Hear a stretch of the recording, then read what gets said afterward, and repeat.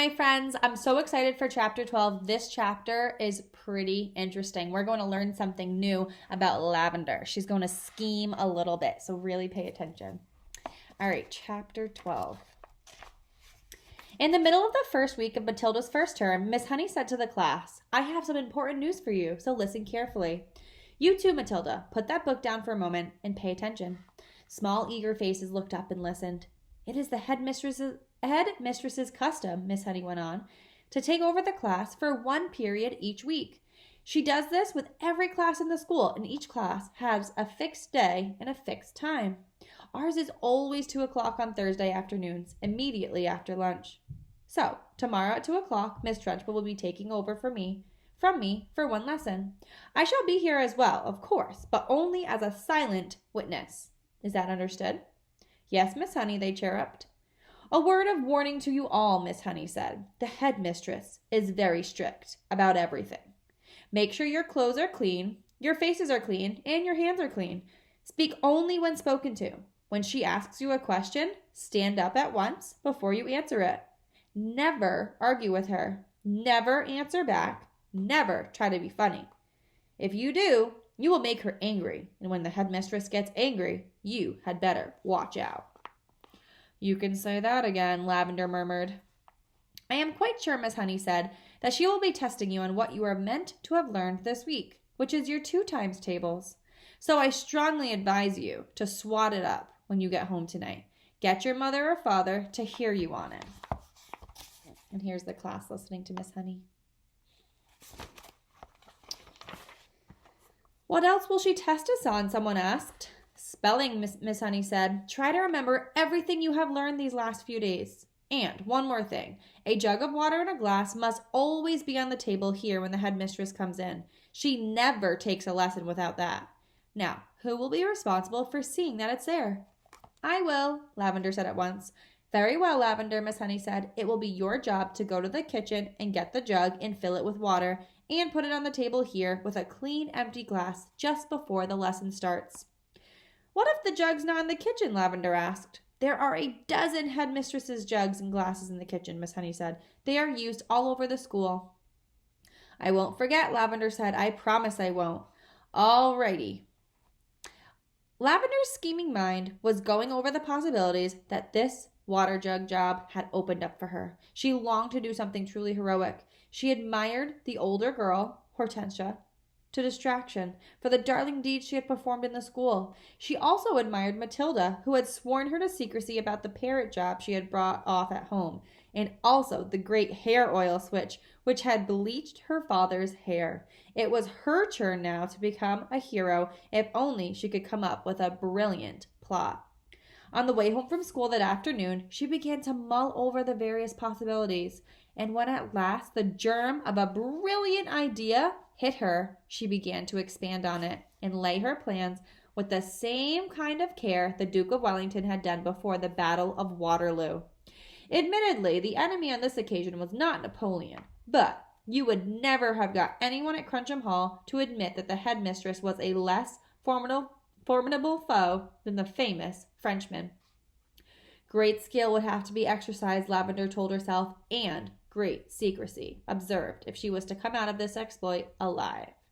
There was a muddy pond at the bottom of Lavender's garden, and this was the home of a colony of newts.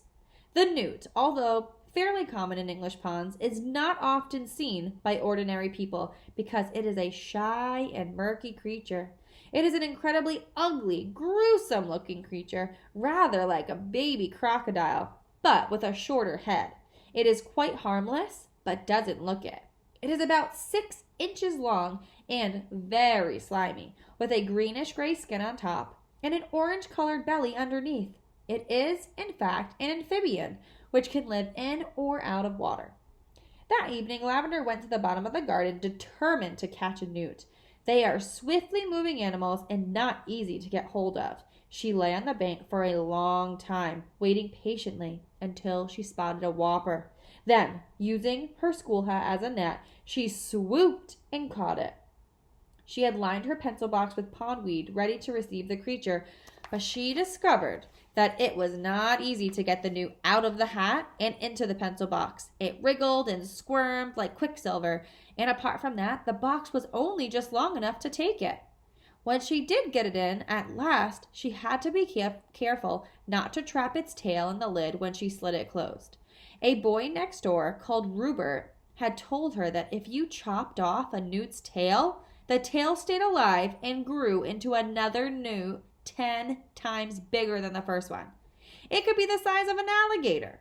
Lavender didn't quite believe it, but she was not prepared to risk it happening. Eventually, she managed to slide the lid of the pencil box right home, and the newt was hers.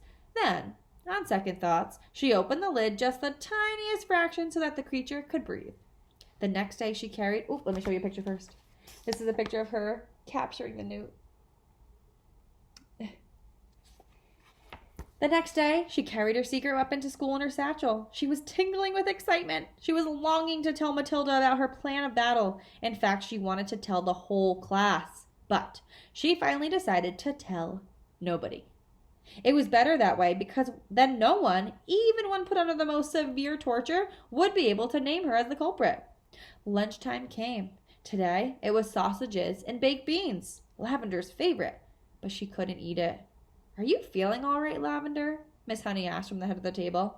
"Oh, I had such a big breakfast," Lavender said. "I really couldn't eat a thing." Immediately after lunch, she dashed off to the kitchen and found one of the Trunchbull's famous jugs. It was a large, bulging thing made of blue glazed pottery. Lavender filled it half full of water and carried it together with a glass into the classroom and set it on the teacher's table. The classroom was still empty. Quick as a flash, Lavender got her pencil box from her satchel and slid it open just a tiny bit.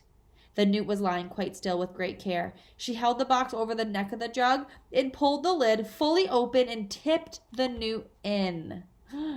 There was a plop as it landed in the water. Then it thrashed around wildly for a few seconds before settling down. And now, to make the newt feel more at home, Lavender decided to give it all the pondweed from the pencil box as well. The deed was done. All was ready. Lavender put her pencils back into the rather damp pencil box and returned it to its correct place on her own desk. Then she went out and joined the others in the playground until it was time for the lesson to begin. Here's a picture of her putting the newt in. So that's the end of the chapter. We're going to have to wait until tomorrow to see what happens next. All right, my friends, have a great day.